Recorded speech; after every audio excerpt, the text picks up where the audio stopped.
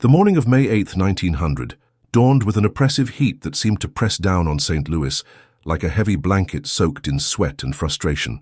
Thomas Morrison wiped his brow as he adjusted the heavy wooden tripod on the cobblestone street, the metal legs scraping against the uneven surface with a harsh grinding sound that seemed to echo the city's growing tension. "Get that camera ready, Morrison," shouted his editor, Frank Garrison, from across the street. "This is going to be the story of the decade." Thomas nodded, though his attention was already focused on the scene unfolding before him.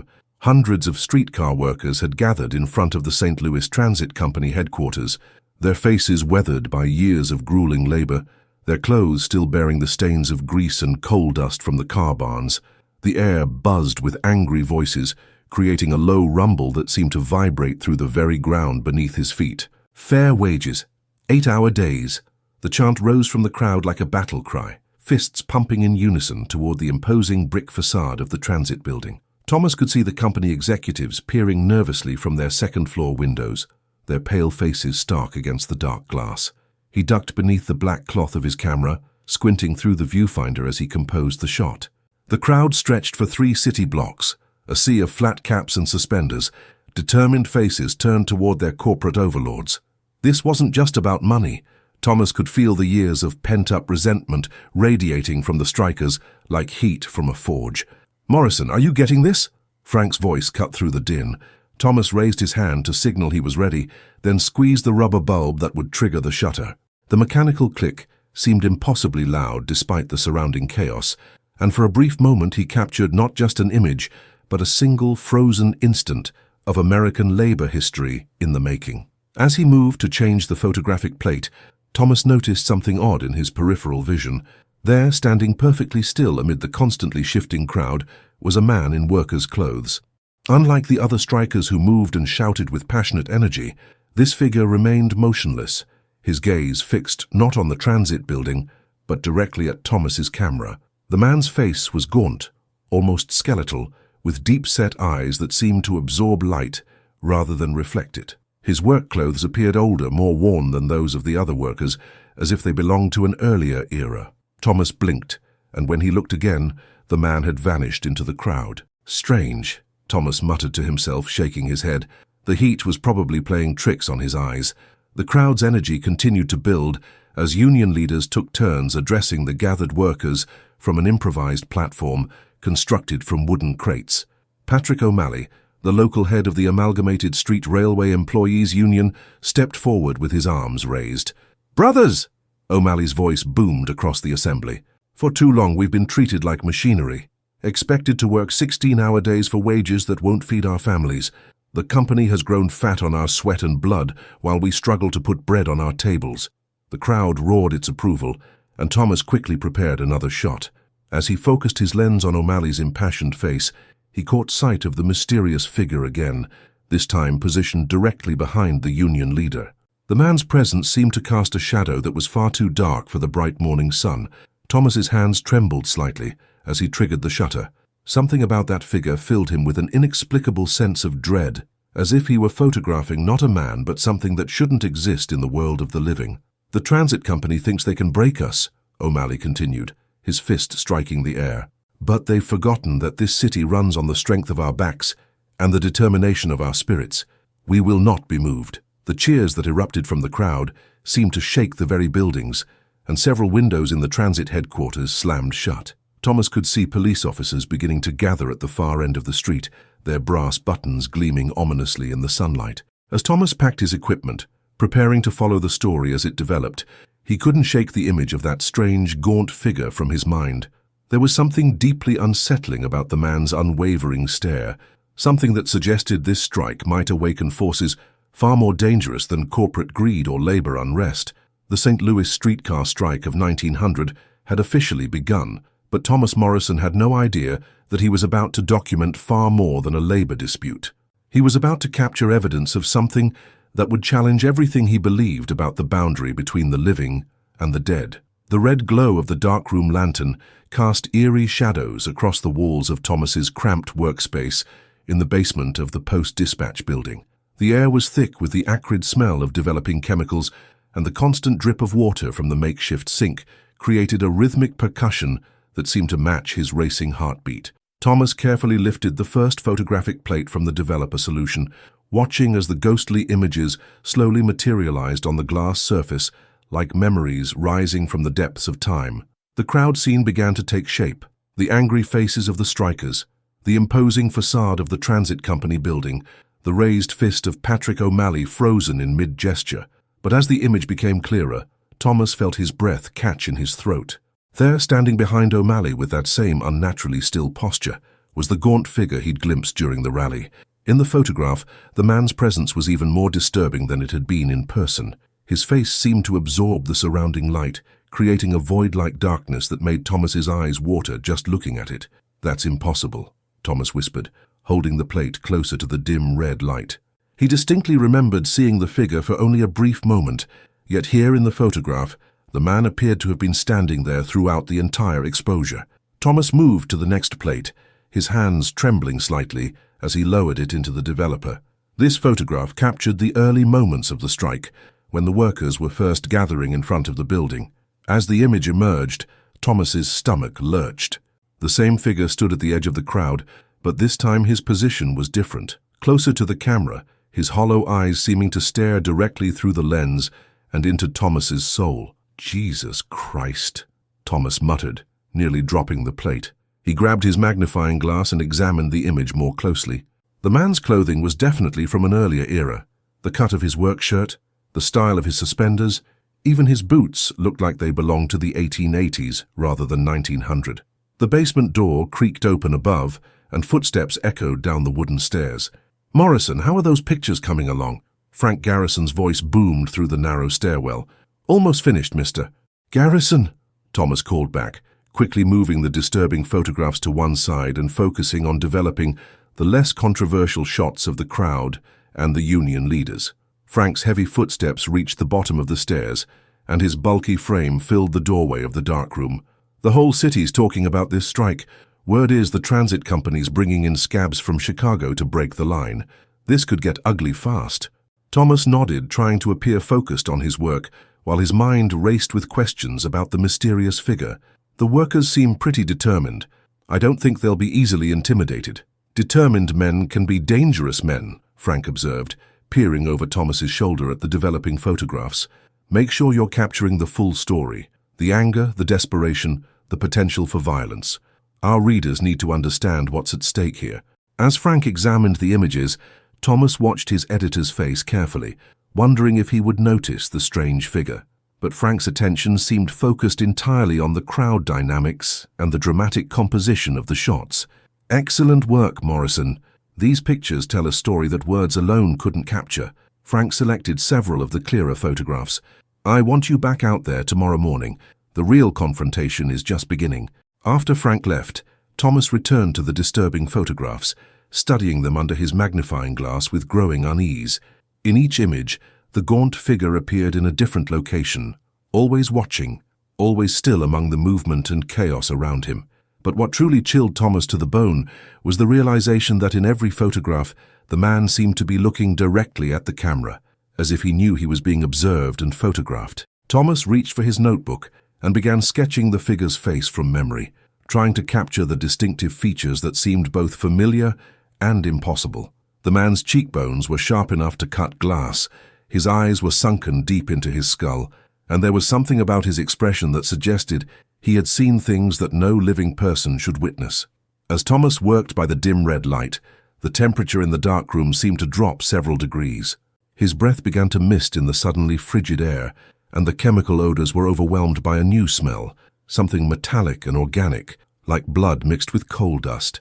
The dripping from the sink grew louder, more insistent, and when Thomas looked up from his sketch, he could have sworn he saw a shadow moving along the wall that didn't correspond to any object in the room.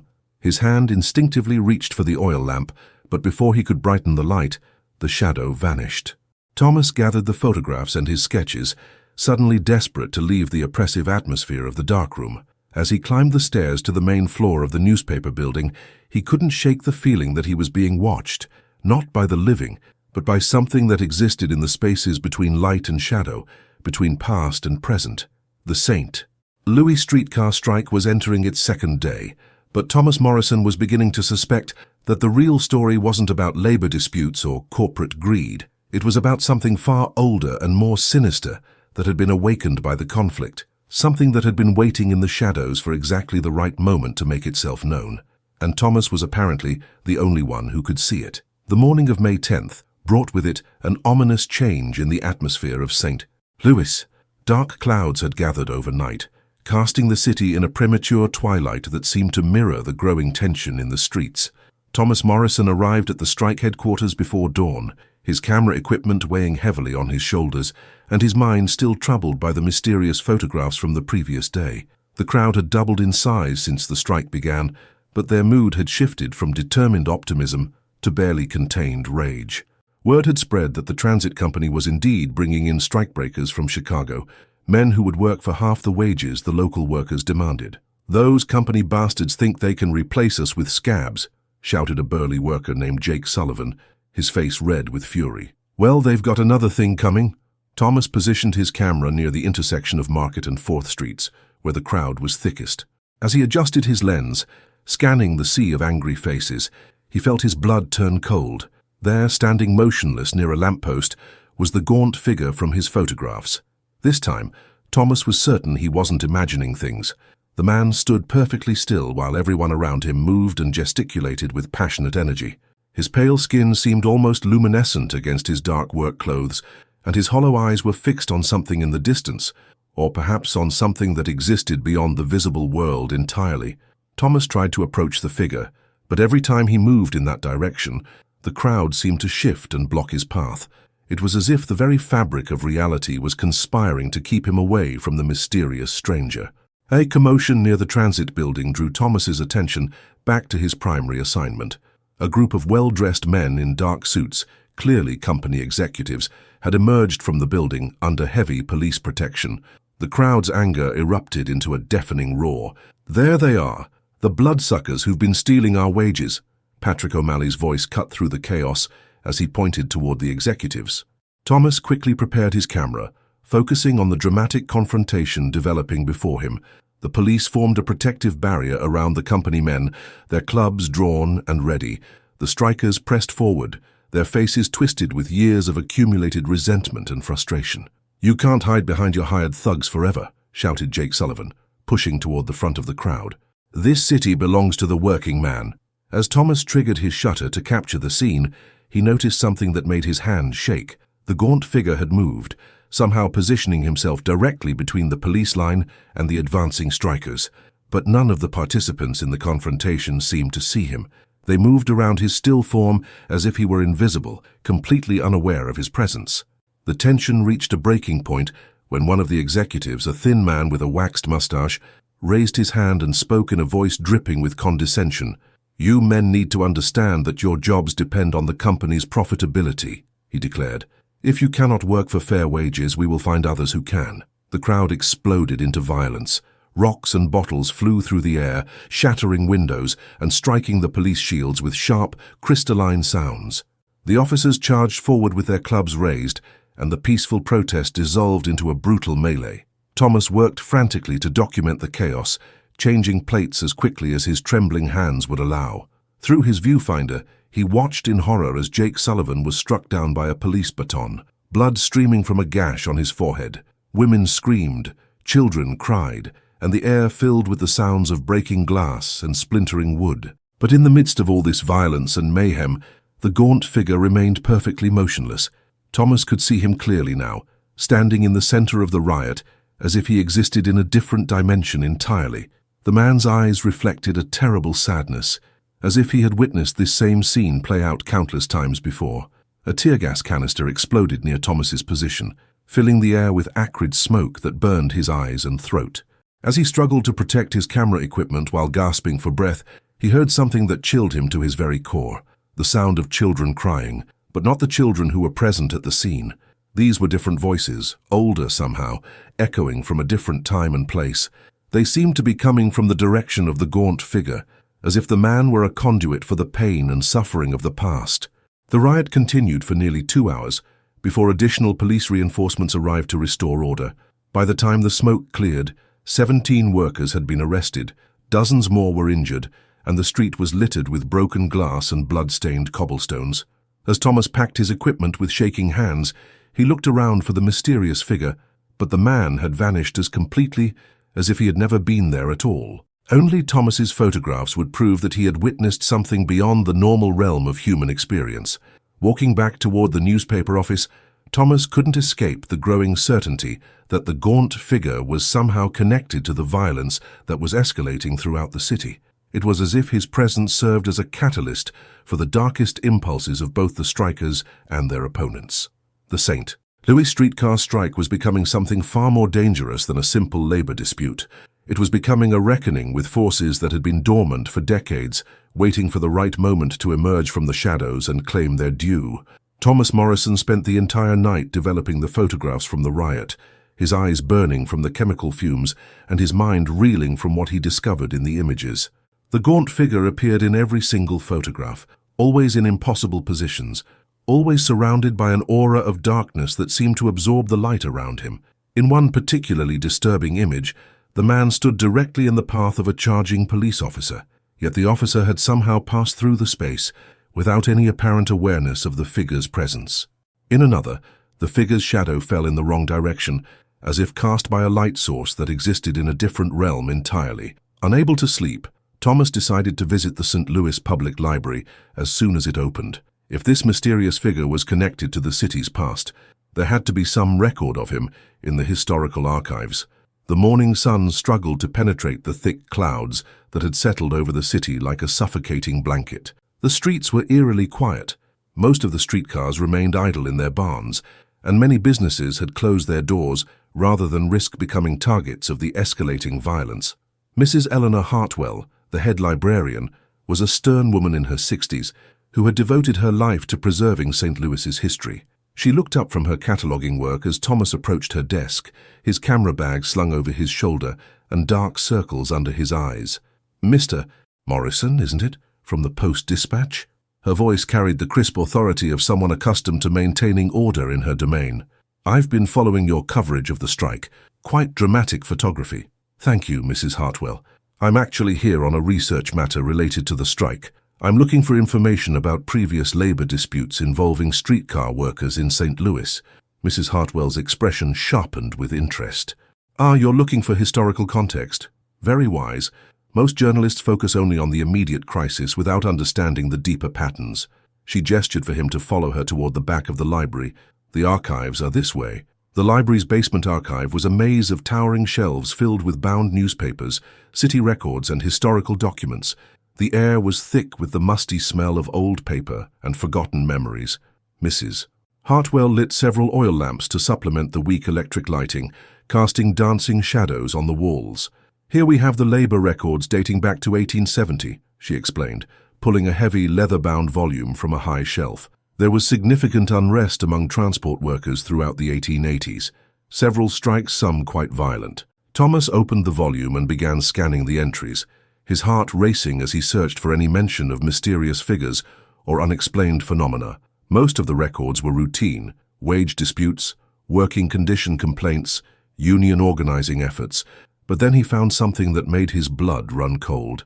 "The Great Streetcar Strike of 1885, read the heading of a newspaper clipping pasted into the record book. The article described a violent confrontation between workers and company security forces that had resulted in 17 deaths, all of them workers who had been trapped in a burning car barn after company men had barricaded the doors. "Mrs. Hartwell," Thomas called out, his voice tight with excitement and dread, "do you have any photographs from the 1885 strike?" The librarian emerged from behind a shelf, carrying a wooden box filled with glass plate negatives. The Post-Dispatch's predecessor, the St. Louis Globe, documented that strike extensively. It was one of the first times photography was used to record labor unrest in the city. Thomas carefully examined the photographic plates, holding them up to the lamplight.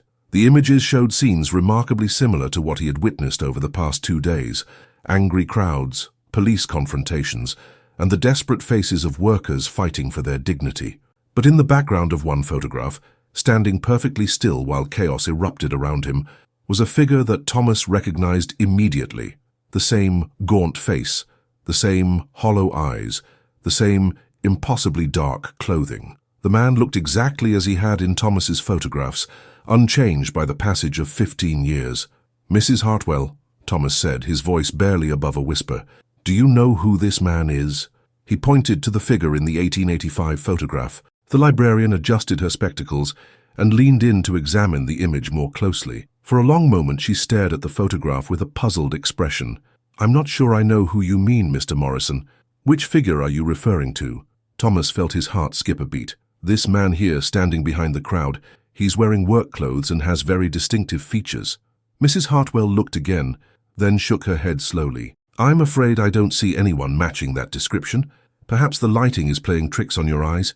The realization hit Thomas like a physical blow. Not only was the gaunt figure invisible to most people in person, but even his photographic image couldn't be seen by others. Thomas was apparently the only person who could perceive this mysterious presence. "Mrs. Hartwell, I need to know more about the 17 workers who died in the 1885 strike. Do you have any records with their names and backgrounds?" The librarian nodded gravely. "That was one of the darkest chapters in our city's labor history. The company claimed the fire was accidental, but many witnesses said the doors had been deliberately barred from the outside." She pulled out another volume, this one bound in black leather. "Here's the coroner's report and the list of victims." Thomas scanned the names, looking for anything that might connect to his mysterious figure. Most were Irish and German immigrants, men with families who had been working to build better lives in America. But one name stood out: Marcus Thorne, described as a union organizer and the son of a former slave who had come to St. Louis seeking work after the Civil War. According to the record, Marcus Thorne's body had never been recovered from the fire. He was listed as missing and presumed dead, but no remains were ever found. Thomas stared at the description of Marcus Thorne. Tall, gaunt, with distinctive cheekbones and deep-set eyes. The physical description matched the figure in his photographs perfectly. As Thomas copied the information into his notebook, the lamps in the archive began to flicker ominously. The temperature in the room seemed to drop, and he could have sworn he heard the distant sound of men screaming, the voices of those who had died in the flames 15 years earlier. Mrs. Hartwell seemed oblivious to the supernatural phenomena, continuing to organize documents as if nothing unusual was happening. But Thomas knew he had discovered something that would change his understanding of the current strike forever. Marcus Thorne hadn't died in 1885. He had become something else, a guardian spirit, a witness to injustice, a harbinger of the violence that seemed to follow labor disputes in St. Louis like a curse. And now he had returned. The morning of May 15th brought with it a sense of impending doom that seemed to hang over St. Louis, like the thick, oppressive clouds that had refused to break for nearly a week. Thomas Morrison positioned himself near Union Station, where intelligence suggested the Chicago strikebreakers would arrive on the early morning train. Word had spread through the striking workers like wildfire. The transit company had recruited over 200 men, willing to work for wages that local workers had rejected. The betrayal cut deep into the hearts of men who had given their sweat and blood to keep the city's transportation system running for years. Thomas adjusted his camera equipment, scanning the crowd that had gathered despite the early hour. The strikers' faces showed a mixture of desperate anger and weary resignation. These were men who understood that their livelihoods, and perhaps their lives, were now at stake.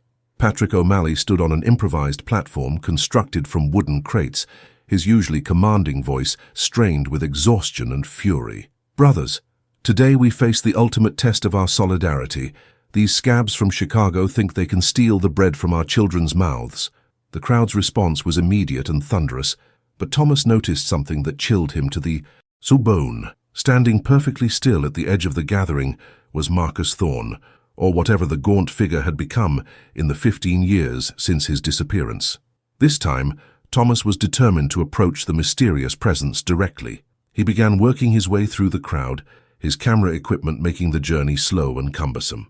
But every time he seemed to draw closer to Marcus Thorne, something would happen to redirect his path. A surge in the crowd, a fallen piece of equipment, or simply an inexplicable sense of disorientation that left him facing the wrong direction. The distant whistle of an approaching train cut through the morning air, and the crowd's energy shifted from anger to focused determination. Thomas quickly returned his attention to his primary assignment, knowing that whatever was about to unfold would be crucial to his story. The train pulled into Union Station with a great hiss of steam and squealing of brakes. Through the windows, Thomas could see the faces of the strikebreakers, men who looked just as desperate and weathered as the local workers, but who had been driven by their own economic needs to cross the picket line. As the scabs began to disembark, escorted by a heavy contingent of police and private security guards, the crowd of strikers pressed forward with barely contained fury. The air crackled with tension so thick it seemed almost tangible. "Look at them!" shouted Jake Sullivan, his head still bandaged from the previous riot. "They're no better than thieves, stealing work that belongs to us." Thomas raised his camera and began documenting the confrontation, but through his viewfinder, he noticed something that defied all logic. Marcus Thorne was now standing among the strikebreakers as they formed their protective column. The Chicago workers moved around him without awareness, just as the local strikers had done. But there was something different about Marcus's presence this time. The air around him seemed to shimmer with an almost electrical energy, and Thomas could have sworn he saw sparks of blue light dancing around the figure's gaunt form. The procession of strikebreakers began moving toward the waiting streetcars that would transport them to the company barns. The local workers followed alongside, hurling curses and threats, held back only by the line of police officers with drawn batons. "You'll regret this betrayal," O'Malley called out to the scabs. "This city won't forget that you chose company profits over worker solidarity." One of the strikebreakers, a young man who couldn't have been more than 20, looked back at the crowd with obvious fear and uncertainty in his eyes. Thomas captured that moment, the instant when moral doubt crept across the young man's features. But as Thomas lowered his camera, he saw something that made his blood turn to ice. Marcus Thorne was now standing directly beside the frightened young strikebreaker, and for the first time since Thomas had been observing him, the ghostly figure was moving. He leaned close to the young man's ear, as if whispering something that only he could hear.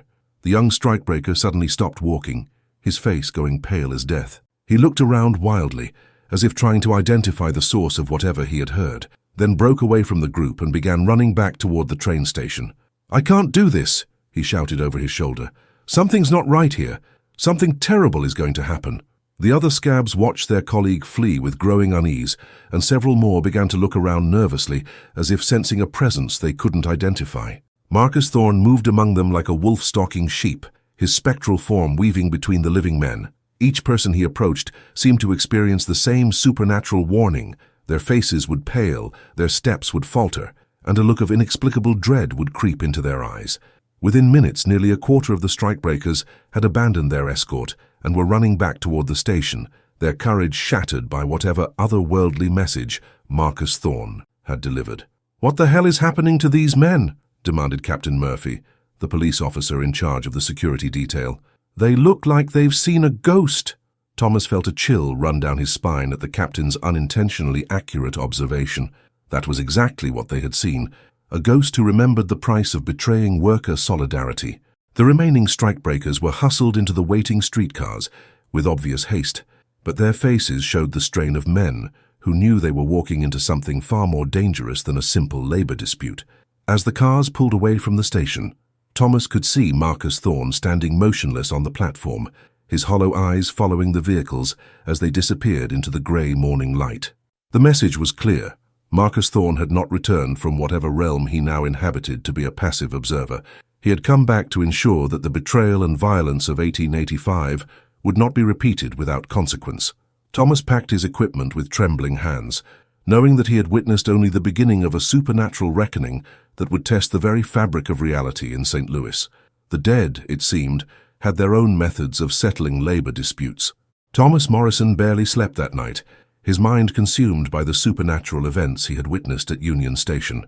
Every time he closed his eyes, he saw Marcus Thorne's gaunt face leaning close to the terrified strikebreakers, whispering warnings that seemed to come from beyond the grave itself. By dawn, Thomas had made a decision that would have seemed impossible just a week earlier. He was going to try to communicate directly with the ghostly figure. If Marcus Thorne had returned to influence the outcome of the strike, then perhaps he had information that could prevent the violence from escalating further. The morning papers carried disturbing news. 3 of the remaining strikebreakers had suffered complete nervous breakdowns during their first night in the company barracks, screaming about voices in the walls and shadows that moved independently of any light source. The transit company was struggling to maintain even basic streetcar service with their demoralized workforce. Thomas arrived at the strike headquarters before sunrise, carrying not only his camera equipment, but also a notebook and pen. If he was going to attempt communication with a spirit, he reasoned, he needed to be prepared to document whatever messages might come through. The crowd of strikers had grown smaller, but more intense over the past week. These were the hardcore, men who had nothing left to lose and everything to fight for. Their faces showed the strain of prolonged conflict, but their determination remained unbroken. As Thomas scanned the gathering crowd, he spotted Marcus Thorne standing beneath a flickering street lamp at the corner of Market and Broadway. This time the ghostly figure seemed to be waiting for him specifically, those hollow eyes fixed directly on Thomas's position. Thomas gathered his courage and began walking deliberately toward the spectral presence. The morning air grew noticeably colder with each step, and he could see his breath misting in the suddenly frigid atmosphere. The sounds of the crowd seemed to fade into a distant murmur, as if he were moving into a different realm entirely. When Thomas reached the street lamp, Marcus Thorne was gone. But on the ground where the figure had been standing, someone had scratched a message into the dirt with what appeared to be a fingernail. Car Barn 3. Tonight. They plan to burn it again. Thomas knelt down and carefully copied the message into his notebook, his hands shaking not just from the cold, but from the terrible implications of what he had read. Car Barn 3 was where many of the most militant strikers held their evening meetings. If the company was planning to recreate the tragedy of 1885, they would be targeting the heart of the union's leadership. A tap on Thomas's shoulder made him spin around, expecting to see Marcus Thorne's gaunt face. Instead, he found Jake Sullivan looking down at him with concern. "You all right there, Morrison? You look like you've seen a ghost." Sullivan's words carried an unintentional irony that made Thomas's stomach lurch. "Jake, I need to ask you something," Thomas said, rising to his feet and brushing the dirt from his knees. "Do you know anything about Car Barn 3? Any reason someone might target it specifically?" Sullivan's expression darkened immediately. "That's where we're holding our strategy meetings. Why do you ask? You hear something from your newspaper contacts?" Thomas showed him the message scratched in the dirt, watching Sullivan's face carefully for any reaction. The burly worker studied the crude writing with growing alarm. "This looks like something carved with a fingernail," Sullivan observed. "Who the hell would leave a message like this?" Before Thomas could answer, a commotion erupted near the center of the crowd. Patrick O'Malley was standing on his makeshift platform, but his usual commanding presence had been replaced by obvious distress. "Brothers, I've received disturbing intelligence about company plans for tonight," O'Malley announced, his voice carrying across the gathering. "We have reason to believe they're planning some kind of action against Car Barn 3. The crowd erupted into angry shouts and demands for details. Thomas felt his heart racing as he realized that Marcus Thorne's supernatural warning was being independently confirmed by the Union leadership. "How do we know this intelligence is reliable?" called out a voice from the crowd. O'Malley hesitated for a moment, then spoke with obvious reluctance.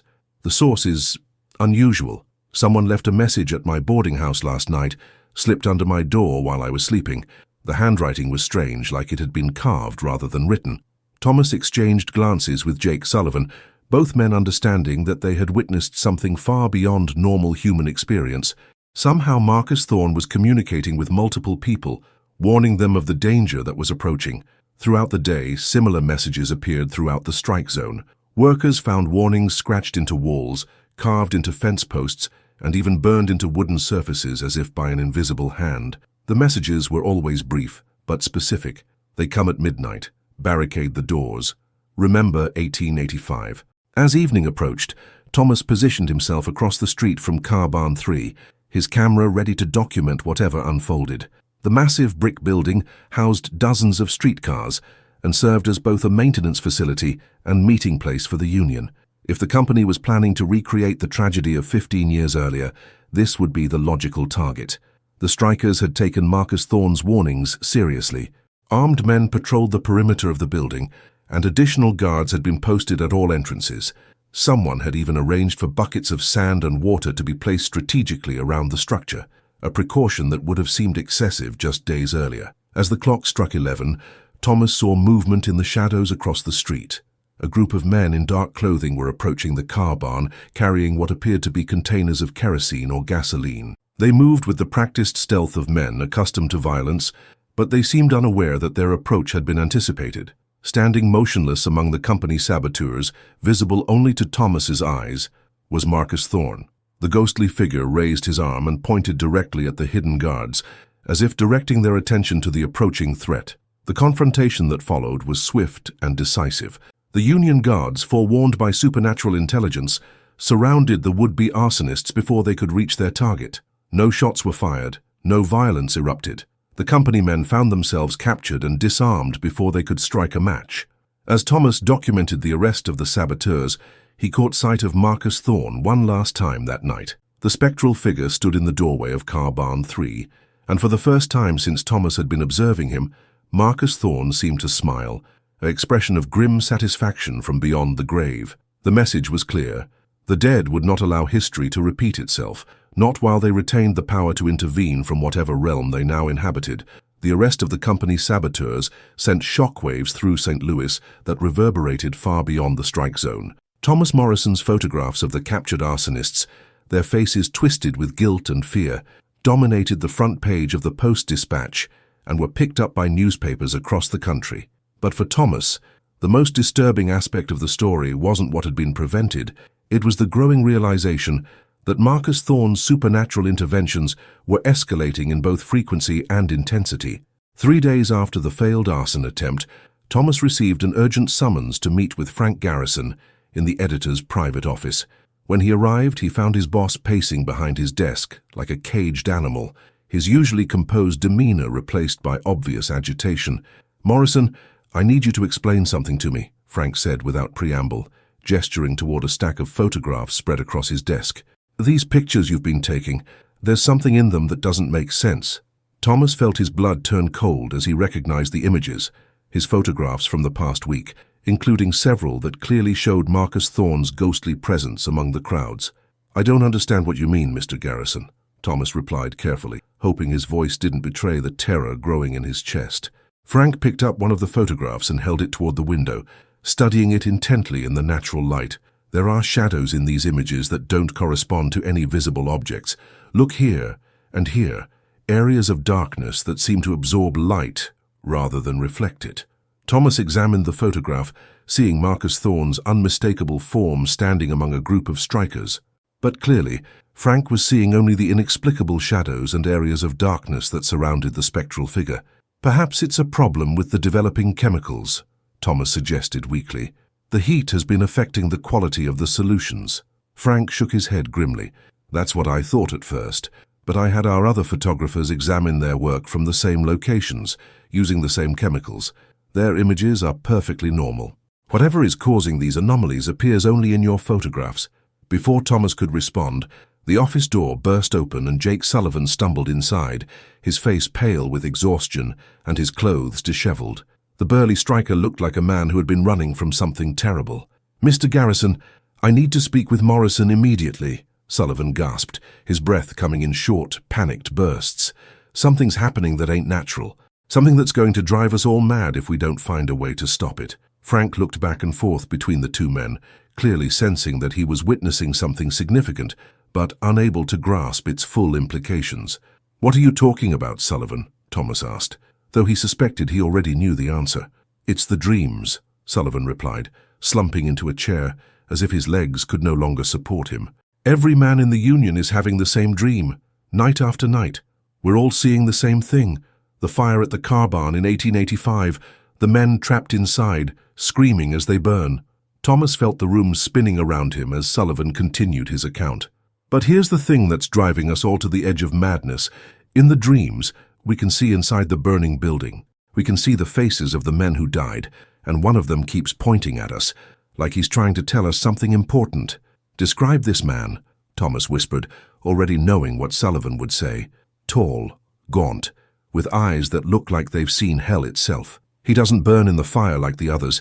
The flames seem to pass right through him, and he keeps mouthing the same words over and over, but we can't hear what he's trying to say." Frank Garrison looked completely bewildered by the conversation, but Thomas understood that Marcus Thorne's supernatural influence was expanding beyond the physical realm and into the collective unconscious of the striking workers.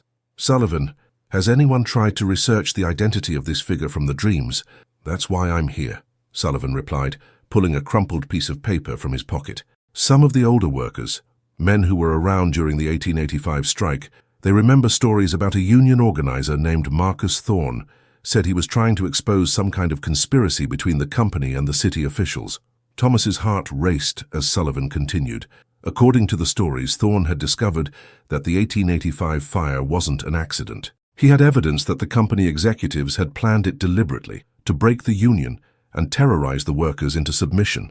But he disappeared the night before he was supposed to present his evidence to the newspapers. Frank Garrison had been listening to this conversation with growing amazement, but now he stepped forward with the intensity of a man who had found the key to a mystery that had been plaguing him. "Are you telling me that this Thorne fellow's ghost is somehow influencing current events?" Frank asked skeptically. Before Sullivan could answer, the temperature in the office plummeted so dramatically that their breath became visible in the suddenly frigid air. The electric lights flickered ominously, and a sound like wind through a graveyard seemed to emanate from the walls themselves. Standing in the corner of the office, visible only to Thomas but casting shadows that all three men could see, was Marcus Thorne. The ghostly figure held up his hand, revealing what appeared to be a bundle of documents clutched in his spectral fingers.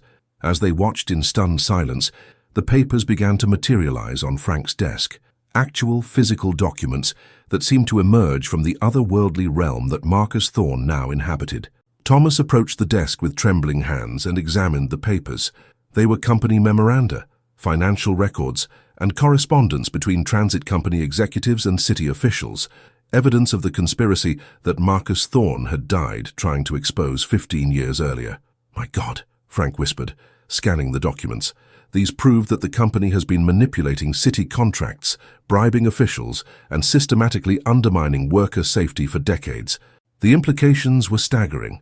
Marcus Thorne hadn't returned simply to prevent history from repeating itself.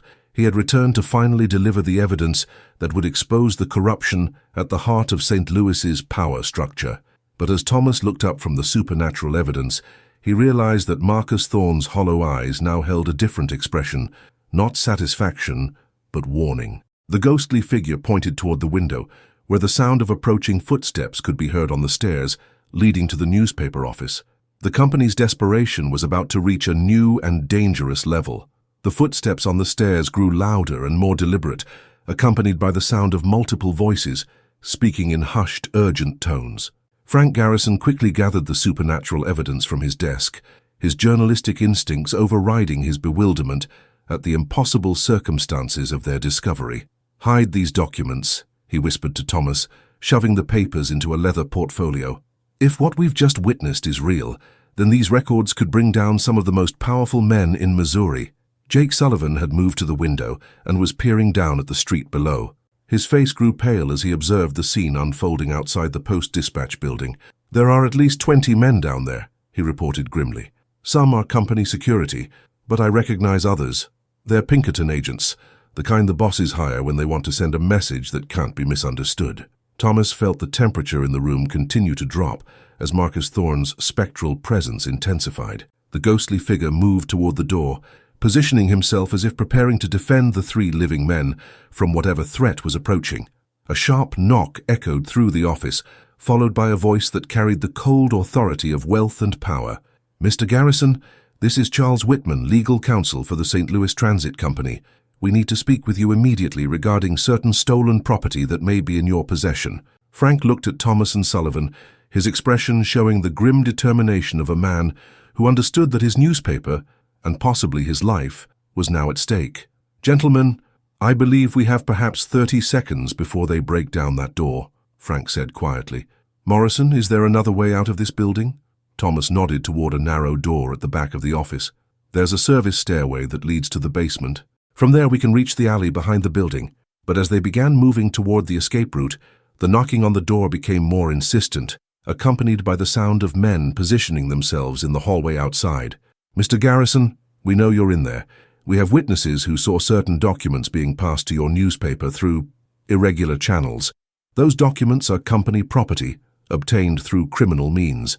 Marcus Thorne suddenly stepped directly in front of the office door, and the wood began to frost over, as if exposed to Arctic temperatures. The knocking stopped abruptly, replaced by confused voices as the men in the hallway encountered the supernatural cold. "What the hell is happening to this door?" came a muffled voice from the corridor. "It feels like ice, but the rest of the building is warm." Frank, Thomas, and Sullivan used the distraction to make their escape through the service stairway. As they descended into the basement of the newspaper building, they could hear the sound of splintering wood from above.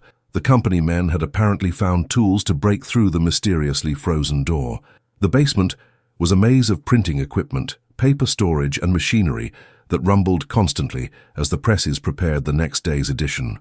Thomas led the group through the mechanical labyrinth toward the rear exit, but their path was blocked by two more company agents who had anticipated their escape route. "End of the line, gentlemen," announced the larger of the two agents, a man whose scarred face and muscular build suggested extensive experience with violence. "Mr. Whitman would like to have a conversation with you about returning some property that doesn't belong to you." Jake Sullivan stepped forward, his fists clenched and ready for a fight that would likely end with all three of them severely beaten or worse. But before the confrontation could escalate, the basement was suddenly filled with an otherworldly presence that froze everyone in place. Marcus Thorne materialized between the cornered men and their would-be captors, his spectral form now radiating an energy that made the air itself seem to vibrate with supernatural force. The company agents stared in terror as the temperature plummeted and their breath became visible in the frigid air. But this time, Marcus Thorne was not content to remain invisible to hostile eyes. The ghostly figure began to solidify, becoming visible to the company men as well as to Thomas. The agents' faces went white with shock as they found themselves confronting something that defied every rational explanation. "Jesus Christ, what is that thing?" gasped the smaller agent, backing away from Marcus Thorne's advancing form. The spectral figure spoke for the first time since Thomas had been observing him, his voice echoing from what seemed like a great distance, carrying the hollow authority of the grave itself. "I am Marcus Thorne, and I died for the truth you seek to bury. The evidence of your crimes will be published, and justice will finally be served." The company agents fled toward the basement stairs in panic, their professional composure shattered by an encounter with forces beyond their comprehension or control. Thomas could hear their terrified voices echoing through the building as they warned their colleagues about the supernatural presence that protected the stolen documents. Frank Garrison stared at the space where Marcus Thorne had been standing, his journalistic skepticism warring with the evidence of his own eyes. "Morrison, I need you to explain to me what we just witnessed, because my understanding of reality has just been fundamentally challenged." Thomas looked at his editor with a mixture of relief and dread, knowing that the truth would sound like the ravings of a madman. "Mr. Garrison, we've been receiving help from someone who died 15 years ago, trying to expose the same corruption we're dealing with today. Marcus Thorne isn't just a ghost, he's a witness who refuses to let his murderers escape justice." Jake Sullivan nodded grimly. "And judging by what we just saw, he's getting stronger. The company men were terrified, and they've got good reason to be. You can't bribe or intimidate a dead man." As the three men emerged into the alley behind the Post-Dispatch building, they could see company agents and Pinkerton detectives retreating from the area, their faces showing the strain of men who had encountered something that challenged their fundamental understanding of the world. The corporate retaliation had failed, but Thomas knew that this victory would only make their enemies more desperate and dangerous. The powerful forces that had killed Marcus Thorne in 1885 were still operating in St. Louis, and they would not allow their secrets to be exposed without a fight that would test the boundaries between the living and the dead. Frank Garrison worked through the night in a safe house provided by sympathetic union members, studying the supernatural evidence that Marcus Thorne had delivered from beyond the grave. The documents painted a picture of corruption so extensive that it reached into every level of St. Louis government and business. Thomas Morrison sat beside him, translating the faded handwriting and explaining the historical context that gave the papers their devastating significance. Jake Sullivan stood guard at the window, watching for any sign that the company agents had tracked them to their hiding place. "This correspondence proves that the transit company has been systematically bribing city council members for over 20 years, Frank said, holding up a letter signed by the company president himself. "They've been awarded exclusive contracts worth millions of dollars in exchange for payments to officials and their families. But the most damning evidence was a series of internal memoranda discussing what the company executives called labor management through controlled incidents. The documents revealed that the 1885 fire had indeed been deliberately set, with the specific intention of eliminating union leadership and terrorizing the workforce into submission. "Listen to this," Thomas said, reading from a telegram dated just before the 1885 fire. Problem with agitator M. Thorne reaching critical stage. Recommend immediate implementation of Protocol 7 to eliminate threat and send clear message to remaining troublemakers. Jake Sullivan turned from the window, his face showing the controlled fury of a man whose suspicions had been confirmed in the worst possible way. Protocol 7, he repeated grimly. They had a code name for murdering union organizers. These bastards turned worker assassination into a business procedure. Frank continued examining the documents, finding evidence that the company's murderous tactics hadn't ended with Marcus Thorne. Over the past 15 years, at least 6 other union leaders had died in accidents that the papers revealed to be carefully orchestrated eliminations. We're not just dealing with labor disputes or even corruption, Frank concluded. We're uncovering evidence of a systematic campaign of murder designed to prevent workers from organizing effectively. As dawn approached, Thomas began preparing the photographic plates that would allow them to reproduce the supernatural evidence for publication.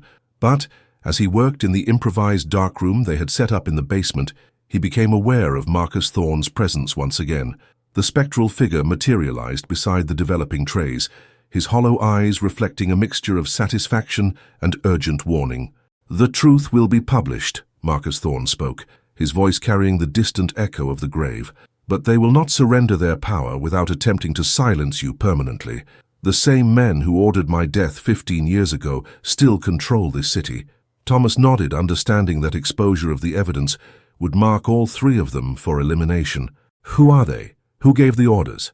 Marcus Thorne raised his spectral hand, pointing toward the ceiling, as if indicating something beyond the immediate building. "The Civic Alliance. 5 men who have controlled St. Louis through murder and corruption since the end of the Civil War. They meet tonight at the Planters House Hotel to decide your fate." The information sent a chill through Thomas that had nothing to do with the supernatural cold that always accompanied Marcus Thorne's presence.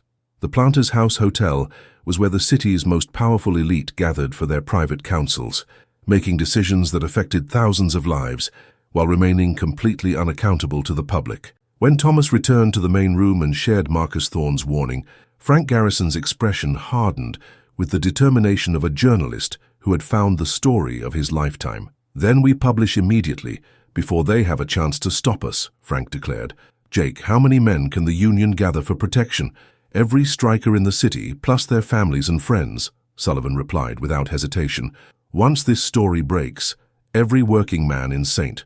Louis will understand what we're really fighting against." Frank began writing what would become the most important editorial in the Post-Dispatch's history, summarizing the evidence and calling for immediate investigation of the Civic Alliance. Thomas prepared the photographic reproductions of the documents, ensuring that every detail would be clearly visible to readers. But as they worked, the supernatural presence in the building grew stronger. Marcus Thorne was no longer alone. Other spectral figures began to appear, the ghosts of workers who had died over the past 15 years, defending their right to organize and demand fair treatment. Thomas could see them clearly now, standing in the shadows and watching the preparations with the patient attention of the dead who had finally found their avenue to justice.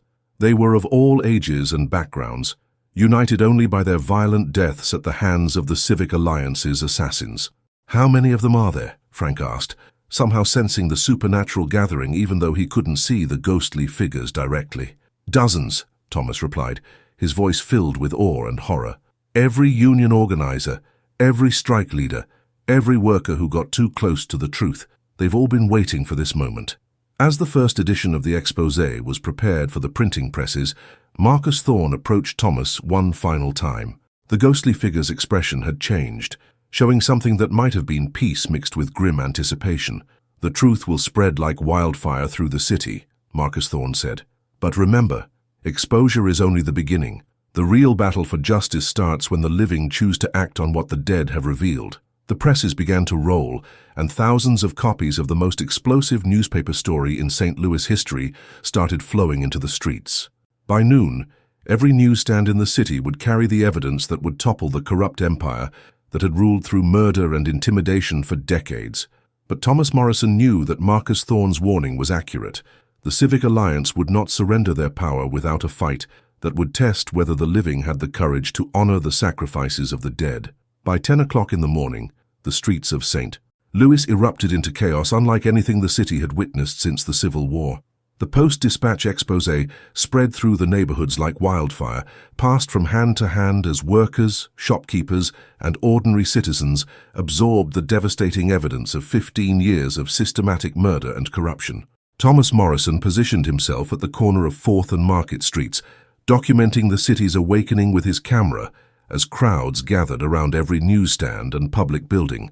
The expressions on people's faces showed a progression from disbelief to outrage, to a burning determination that seemed to transform the very atmosphere of St. Louis. "They murdered Marcus Thorne for trying to tell us this," shouted a woman holding a copy of the newspaper above her head. "How many others died while we went about our daily business, never knowing the truth?"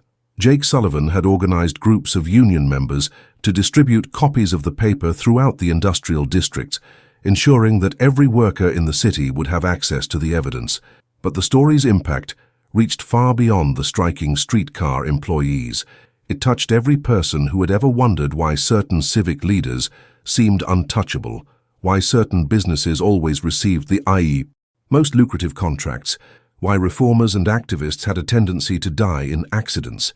Thomas watched through his viewfinder as a crowd gathered in front of City Hall, demanding immediate arrests of the officials named in the supernatural documents. The building's windows were filled with pale faces of bureaucrats who suddenly found themselves exposed as participants in a conspiracy that reached back decades. But it was at the Planters House Hotel where the most dramatic confrontation was unfolding. A massive crowd had surrounded the elegant establishment, trapping the 5 members of the Civic Alliance inside their usual meeting room. Thomas could see police officers forming a protective barrier around the hotel, but their faces showed uncertainty.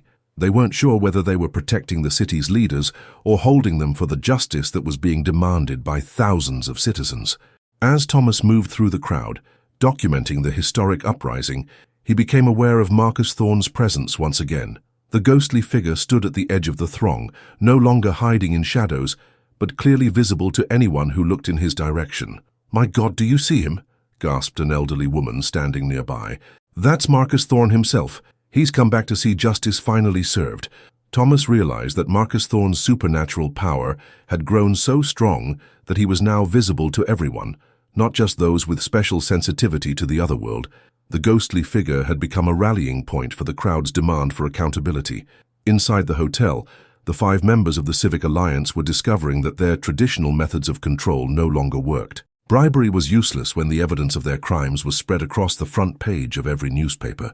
Intimidation was impossible when they were surrounded by thousands of angry citizens who finally understood the scope of the conspiracy they had endured. Thomas managed to position himself near a hotel window where he could photograph the Alliance members as they huddled together in their opulent meeting room. The contrast was stark. 5 elderly men in expensive suits, suddenly looking fragile and desperate, while outside their windows, the entire city demanded their accountability. Charles Whitman, the transit company's legal counsel, who had led the previous day's failed raid on the Post-Dispatch, stood at the window staring down at the crowd with obvious terror. His face was pale with the realization that 15 years of carefully constructed lies had collapsed in a single morning. "How did they get those documents?" Whitman demanded of his companions. "We destroyed every piece of evidence, eliminated every witness." "Not every witness," replied Judge Harrison Blackwood, one of the Alliance's founding members.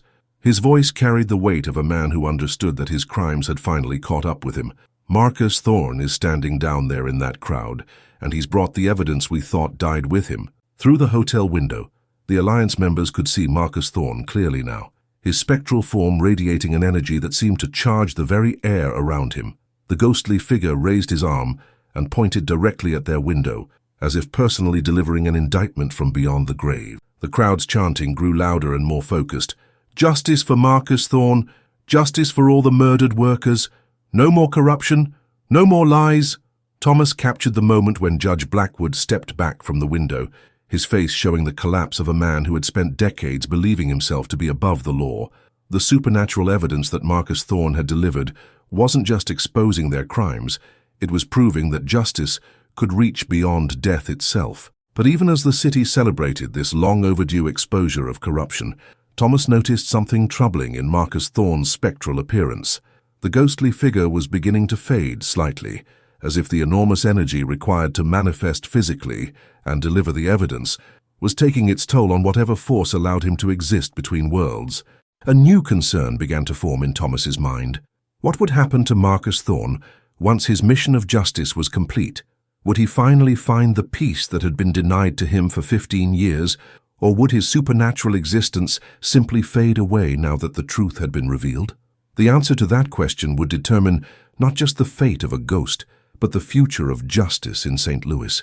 The living had finally awakened to the truth that the dead had died trying to reveal. But the real test would be whether they had the courage to ensure that such corruption could never take root again. The city's awakening was complete, but the final reckoning was yet to come. As evening fell over St. Louis, the crowd surrounding the Planters House Hotel had swelled to unprecedented proportions. Every streetcar worker, every factory employee, every shopkeeper and tradesman who had ever suspected that their city was controlled by corrupt forces had joined the massive gathering demanding justice. Thomas Morrison positioned himself on the hotel's front steps, his camera ready to document what everyone sensed would be the climactic moment of the supernatural drama that had been unfolding for weeks. The air itself seemed charged with otherworldly energy as Marcus Thorne's ghostly form grew more solid and commanding with each passing hour. Frank Garrison had arrived with the evening edition of the Post-Dispatch, which contained additional evidence that had materialized throughout the day. More documents that seemed to emerge from the spectral realm, providing even more detailed proof of the Civic Alliance's crimes. "Look at this," Frank said, showing Thomas a photograph that had somehow appeared on his desk.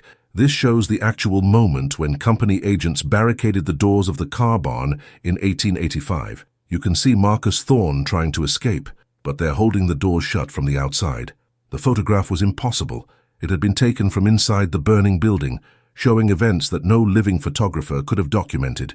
Yet there it was, crystal clear evidence of premeditated murder captured by supernatural means. Jake Sullivan pushed through the crowd to join them, his face grim with the weight of what he had learned from the other union leaders. "The Alliance members are trying to negotiate," he reported.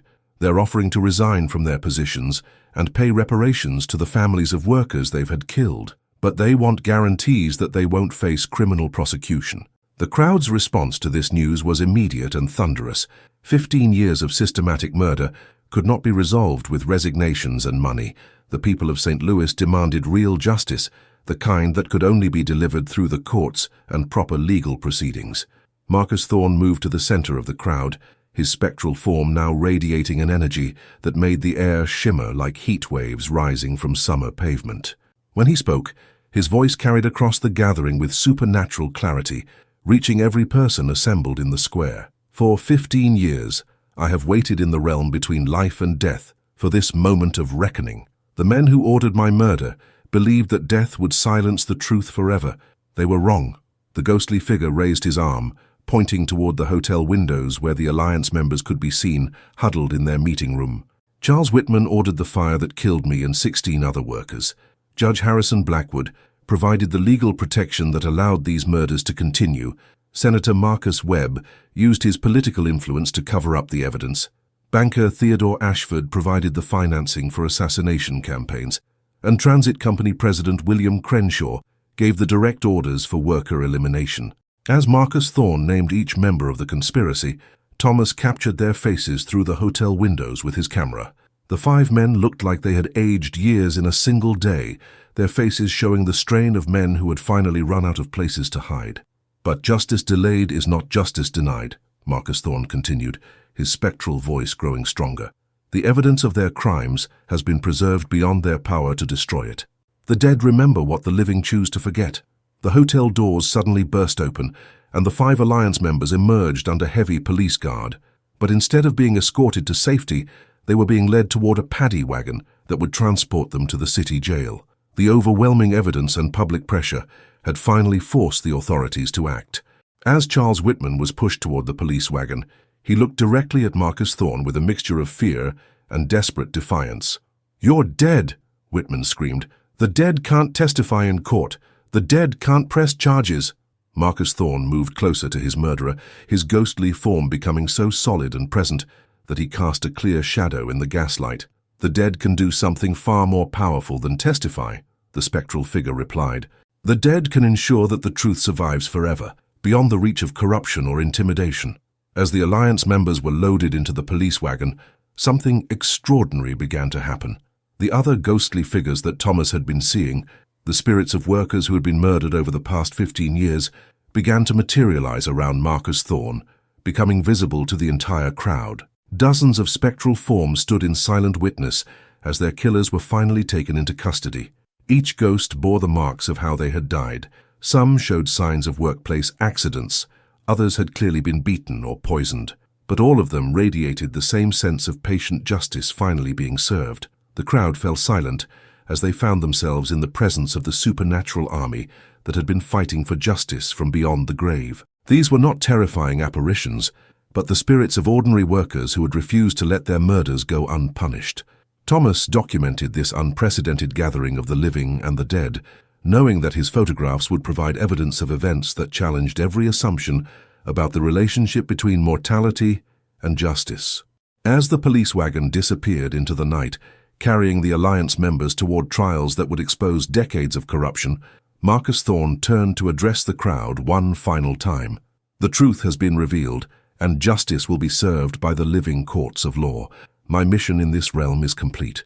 His voice carried a note of satisfaction mixed with profound weariness. "But remember, eternal vigilance is the price of freedom. Do not allow such corruption to take root again." The ghostly figures began to fade as dawn approached, their supernatural energy finally exhausted by the enormous effort required to deliver justice from beyond the grave. But before Marcus Thorne vanished completely, he looked directly at Thomas Morrison and nodded, a gesture of gratitude from the dead to the living man who had served as their witness and chronicler. The final confrontation was complete, but the real work of rebuilding St. Louis on a foundation of justice and transparency was just beginning.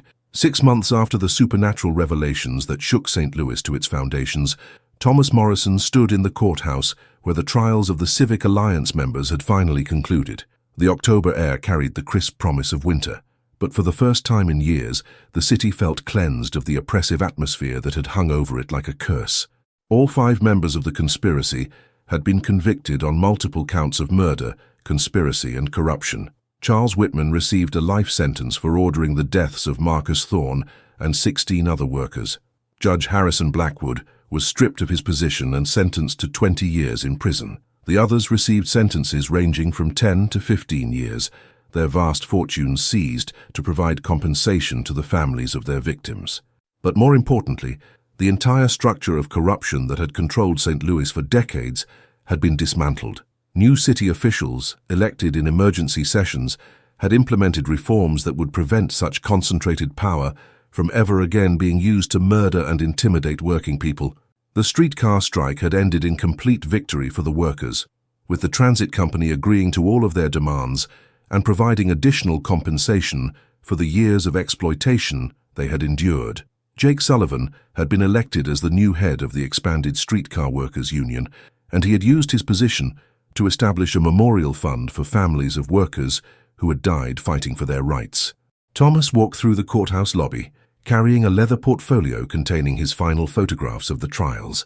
The supernatural evidence provided by Marcus Thorne had been ruled admissible after extensive legal debates, setting precedents that would influence American jurisprudence for decades to come. Frank Garrison met him at the courthouse steps, his face showing the satisfaction of a journalist who had helped expose one of the greatest corruption scandals in American history. The Post-Dispatch had won national recognition for its coverage, and Frank had been offered positions with major newspapers in New York and Chicago. "Any word from our ghostly friend?" Frank asked, though they both knew the answer. Thomas shook his head. "Marcus Thorne hasn't been seen since the night the Alliance members were arrested. I think his work was finally complete." They walked together toward the memorial that had been erected in Courthouse Square, a bronze statue of Marcus Thorne surrounded by plaques bearing the names of all the workers who had died fighting for justice in St. Louis. The memorial had been funded entirely by contributions from working families throughout the city, a testament to the power of ordinary people to honor their heroes. As they approached the statue, Thomas noticed something that made his heart skip. Standing beside the bronze figure, barely visible in the afternoon sunlight, was the ghostly form of Marcus Thorne himself. But this time, the spectral figure appeared different, peaceful, no longer bearing the weight of unfulfilled mission. "Can you see him?" Thomas asked Frank quietly. Frank looked carefully at the statue and the area around it, then shook his head. No, but I can feel something. A sense of completion, maybe. Or contentment. Marcus Thorne looked directly at Thomas and smiled, not the grim expression of a spirit seeking vengeance, but the peaceful countenance of a man whose work had finally been accomplished. The ghostly figure raised his hand in a gesture of farewell, then began to fade into the golden light of the autumn afternoon. As Marcus Thorne's spectral form dissolved completely, Thomas heard a sound that sent chills of joy through his entire being, the laughter of children playing nearby, their voices free and unafraid in a city where corruption no longer ruled from the shadows. A young boy, perhaps 8 years old, ran up to the memorial and placed a small bouquet of wildflowers at the base of the statue. His mother, a woman whose face bore the lines of hard work and struggle, explained to her son who Marcus Thorne had been and why his sacrifice mattered. He died so that people like us could have a voice, she told the boy. He made sure that the truth would survive, even when powerful men tried to bury it. Thomas realized that this was Marcus Thorne's true victory, not just the punishment of his murderers, but the education of a new generation that would never again allow such corruption to flourish in darkness. Jake Sullivan arrived at the memorial carrying a wreath from the Streetcar Workers' Union. He placed it beside the child's wildflowers, then turned to address the small crowd that had gathered. Marcus Thorne taught us that some fights are worth dying for, and that death itself cannot silence the truth when good people are willing to listen and act. We honor his memory not just with this statue, but with our commitment to never again let greed and power triumph over justice and human dignity. As the sun set over St. Louis, Thomas Morrison reflected on the extraordinary events that had transformed his understanding of life, death, and the persistence of justice across the boundaries of mortality. He had begun this story as a simple photographer documenting a labor dispute. He was ending it as a witness to the power of truth to survive even the grave itself. The St. Louis streetcar strike of 1900 had lasted 4 months and had resulted in complete victory for the workers. But more than that, it had proven that the dead could speak for justice when the living had the courage to listen to their voices. Marcus Thorne had finally found his rest, but his legacy would endure in every worker who stood up for their rights, every journalist who refused to be silenced by powerful interests, and every citizen who remembered that democracy requires eternal vigilance against those who would corrupt it for their own gain. The anomaly in the crowd had been identified at last. It was the spirit of justice itself, patient and persistent, waiting through decades of darkness for the moment when truth could finally prevail over power. And in St. Louis, on that autumn evening in 1900, justice had indeed been served.